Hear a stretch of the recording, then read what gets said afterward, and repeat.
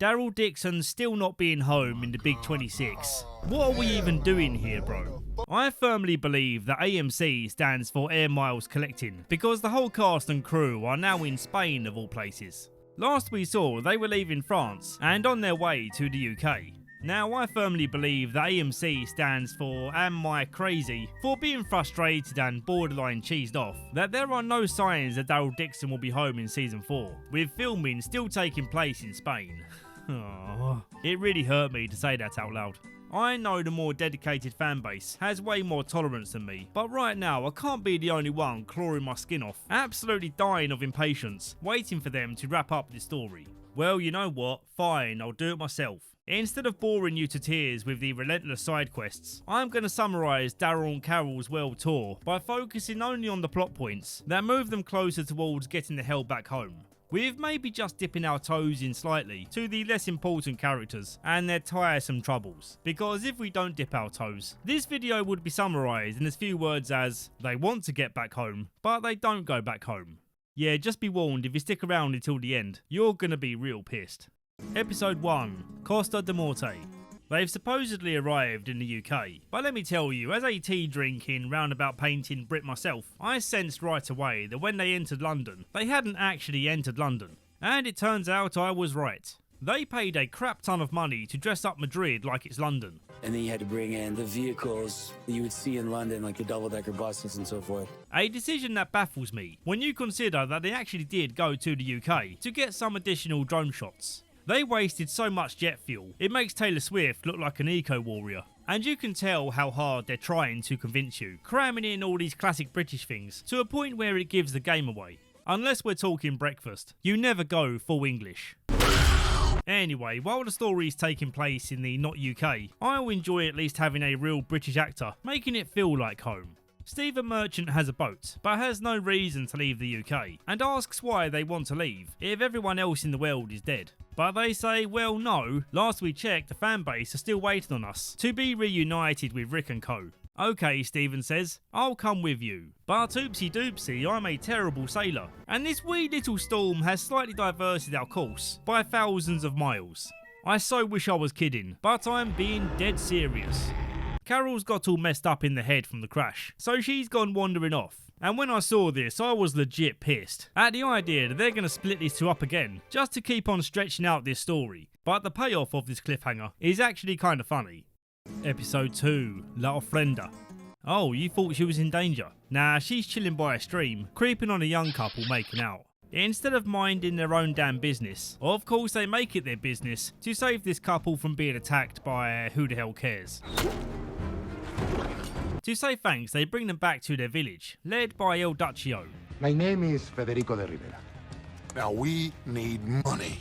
There's some local drama where they've set up a deal to trade in their young ladies and keep the king happy. But this young couple don't want to be separated, and the same goes for this couple. Two ladies kissing. It's a funny idea that a lucky lady is selected by having their names tied to the back of racing piglets.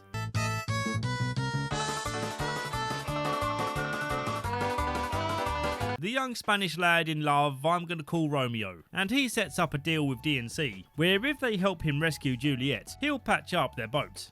For this episode, you may have noticed a severe lack of Walker action, but we do get some right here at the end, where Daryl feeds them the bad guy, who was threatening Romeo and Juliet back at the stream. El Sacrificio. A man with half his face burnt has taken a liking to Carol. She has all of her skin. God damn. Daryl surprises me by not immediately being invested in this town's issues and just focusing on getting back home, looking to steal whatever they might need for the journey. But then bleeding heart Carol says, but the people, they're suffering, and it's only episode 3. The crew still have 2 months booked in at the Spanish Holiday Inn. Romeo and Daryl go speak with an old sea siren who loves kissing fellas and taking seamen all over her journeys out at sea. If you can't tell, she is actually quite promiscuous. I'm not just being a sexist piglet, racing to be the first one to call her free and easy. Don't take this the wrong way, but has anyone ever told you you are a horny old lady? With her knowledge of all things boating, she helps them organise their trip home, with Romeo changing the agreement that he'll now only help if he and Juliet get to go with them. We come on the boat with you. Or else you are on your own. I guess I'm on my own then. As they repair the yacht, we get some okayish zombie action, with waterlogged walkers rising from the tide. It's okayish in that they appear and get killed. At this point, we're past zombies posing any actual threat. La Justicia Fronteriza. Look, I know I'm butchering it, but I'm trying, okay? I'm like that pompous twat you know, who says chorizo as chorizo, and Barcelona as Barcelona. D and C are now even more invested because Juliet just offered herself as tribute, but Romeo believes this is El Duccio making another shady deal. And nope, I refuse to get sucked into this. We're getting back on track right now. Right as the yacht's about to be ready, they get ambushed by some Mad Max type fellas, and with their level of incompetence, I'm amazed they've survived this long. Not to be deterred from getting back home, they hit the road, with a minimal pit stop of checking in on the townsfolk. But oh no, the Mad Max gang are here too. So that's going to take at least 10 minutes of episode time for them to get through helping the town, which doesn't require my input, so we're going to be skipping.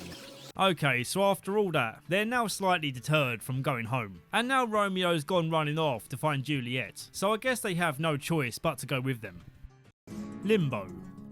They save Romeo from losing the game of Hangman, so great, we can go home now. But wait, my son, he is sick now, and needs you to go get medicine for him, por favor. Also, Juliet needs rescuing, and she's part of this package deal, so you know, no meal deal without including the snack.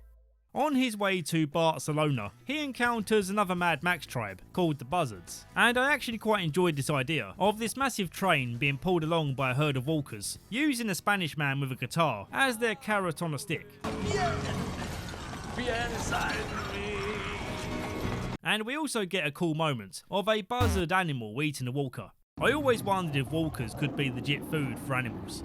He comes across a village of lepers, who say please help, we need water, and the buzzard's people took it all. You get our water back, and we'll give you this crappy truck, seeing as how you basically have no choice, as your bike's got a hole in it. I like this moment when Daryl unchains the walkers, and they start feasting on Guitar Man. Then watching Daryl stand off against the train man, while the walkers try to get in on the action. That was also very fun. Anyway, the lepers have their water, and the journey continues. Contrabando. The journey continues with this lady, and this whole community of mostly women, who all escaped from being sold off, and now they're storming the gates to bring down this system. It's a good start, but they failed to rescue Juliet. So yeah, no home time yet. The best moment of this whole season is in this mediocre episode, and it's a flashback to when Carol's Spanish love interest lost his wife in the outbreak. I said this in the second episode of season 1, and the same applies here. The outbreak scenes are infinitely more exciting than whatever is going on in present day. It feels so much more real and intense. I actually felt something seeing this man lose his wife in the midst of realising that the dead are coming back to life.